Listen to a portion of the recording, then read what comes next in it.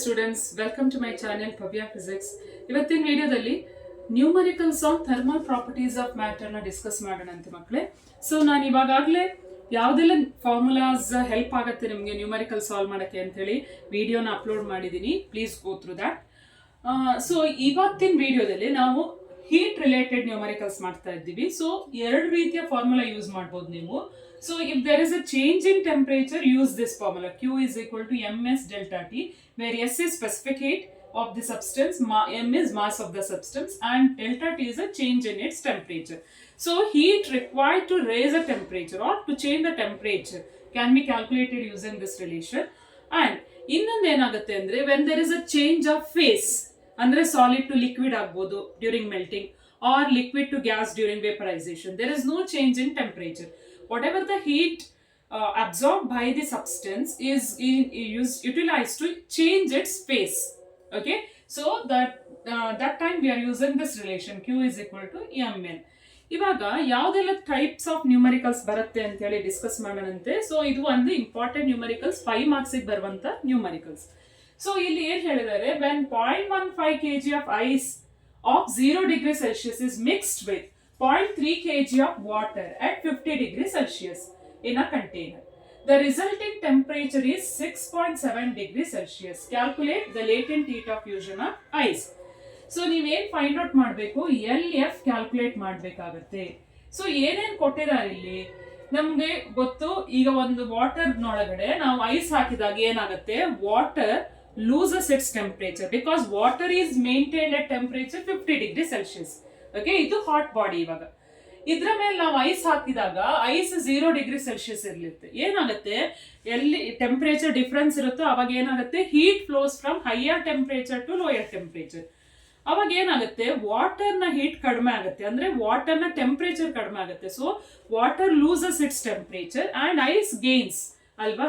So ಇಲ್ಲಿ ನಾವು ಯಾವ ಪ್ರಿನ್ಸಿಪಲ್ ಯೂಸ್ ಮಾಡ್ತೀವಿ, so here we are using the principle of calorimetry. Principle of calorimetry ಏನ್ ಹೇಳುತ್ತೆ, heat lost is equal to heat gained.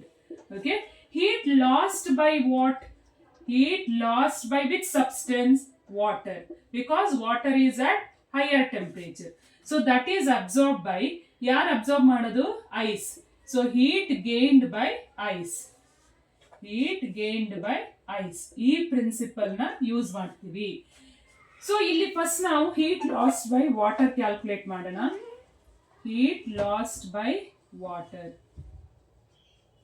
So that is equal to ms delta T. ಈ formula use ಮಾಡ್ತೀವಿ. ಇಲ್ಲಿ mass of water ತಗೋಬೇಕು.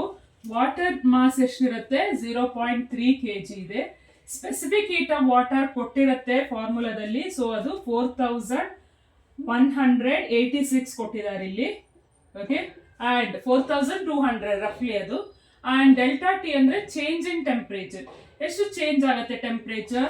So delta T is what was the temperature of water, it was maintained at 50 degree. Ice ಆಗಿದಾಗ ಏನಾಯ್ತು, temperature of water decrease ಆಗುತ್ತೆ. So mixture temperature ಎಷ್ಟಿದೆ ಇಲ್ಲಿ, 6.7. ಈ ಫಾರ್ಮುಲಾ ಇದನ್ನ ಯೂಸ್ ಮಾಡ್ಕೋಬೇಕು. ಸೊ 50 ಮೈನಸ್ 6.7 ಹಾಕಿದಾಗ ನಮ್ಗೆ ಎಷ್ಟು ಬರುತ್ತೆ, ಅದನ್ನ ಇಲ್ಲಿ ಸಬ್ಸ್ಟಿಟ್ಯೂಟ್ ಮಾಡಿ 50 ಮೈನಸ್ 6.7 ಕ್ಯಾಲ್ಕುಲೇಟ್ ಮಾಡಿದಾಗ ನಮ್ಗೆ ಏನ್ ಆನ್ಸರ್ ಸಿಗುತ್ತೆ, 54,376.14 ಜೌಲ್ ಬರುತ್ತೆ.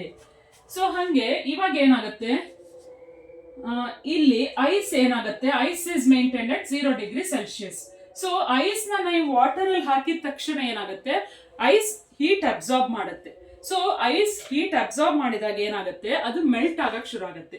ಸೊ ಇಲ್ಲಿ ಹೀಟ್ ಅಬ್ಸಾರ್ಬ್ ಮಾಡಿದ ನಮಗೆ ಟೆಂಪರೇಚರ್ ಇನ್ಕ್ರೀಸ್ ಆಗಿ ಕಾಣಲ್ಲ. ಐಸ್ ಸಾಲಿಡ್ ಅಲ್ಲಿರುವ ಐಸ್ ಏನಾಗುತ್ತೆ, ಲಿಕ್ವಿಫೈ ಆಗುತ್ತೆ, ಅಂದ್ರೆ ಮೆಲ್ಟ್ ಆಗುತ್ತೆ. So there is no change in temperature, only there is a change of phase. Solid ಇದ್ದಿದ್ದು ಲಿಕ್ವಿಡ್ ಆಗುತ್ತೆ. ಅವಾಗ ನಾವು ಯಾವ ಫಾರ್ಮುಲಾ ಯೂಸ್ ಮಾಡಬೇಕಾಗುತ್ತೆ, Q is mn. So therefore heat required to melt the ice, heat required to melt ice is Q is equal to mLF. ಇಲ್ಲಿ ಎಷ್ಟಿದೆ, mass of ice ಎಷ್ಟು, 0.15 kg into LF. So L F ನ ನಾವು calculate ಮಾಡ್ಬೇಕಾಗತ್ತೆ. ಅದನ್ನ ಹಂಗೆ ಬರೆಯೋಣಂತೆ. So ಇಲ್ಲಿ Q1 ಬರಿಬೇಕು ಅಂತಿಲ್ಲ, ಇಷ್ಟು ಬರ್ಕೊಂಡ್ರೆ ಸಾಕಾಗತ್ತೆ ನೀವು. 0.15 ಎಲ್ ಎಫ್. ಸಿಮಿಲರ್ಲಿ ಈಗ ಎಲ್ಲ ಏನಾಗುತ್ತೆ, ಐಸ್ ಇದ್ದಿದ್ದು ಸಾಲಿಡ್ ಸ್ಟೇಟ್ ಅಲ್ಲಿರುವ ಐಸ್ ಎಲ್ಲ ಮೆಲ್ಟ್ ಆಯ್ತು, ಲಿಕ್ವಿಫೈ ಆಯ್ತು, ಲಿಕ್ವಿಡ್ ಸ್ಟೇಟ್ ಅಲ್ಲಿ ಇದೆ.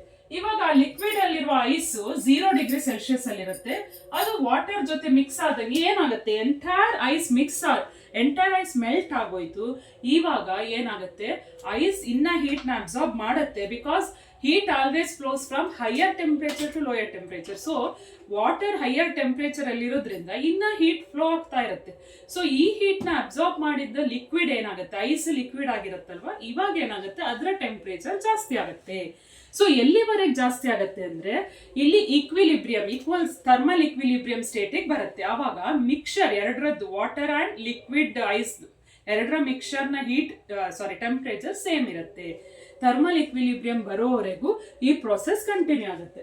ಸೊ ಇವಾಗ ನಾವೇನ್ ಕ್ಯಾಲ್ಕುಲೇಟ್ ಮಾಡಬೇಕು, ಎಷ್ಟು ಹೀಟ್ ಬೇಕಾಗತ್ತೆ, heat required to increase the temperature the temperature of water. ಅಂದ್ರೆ ಯಾವುದು, temperature of ice liquid.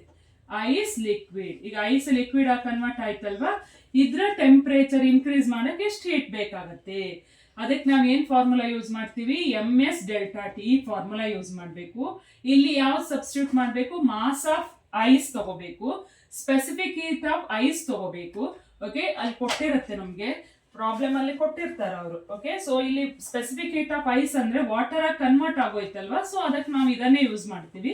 And change in temperature.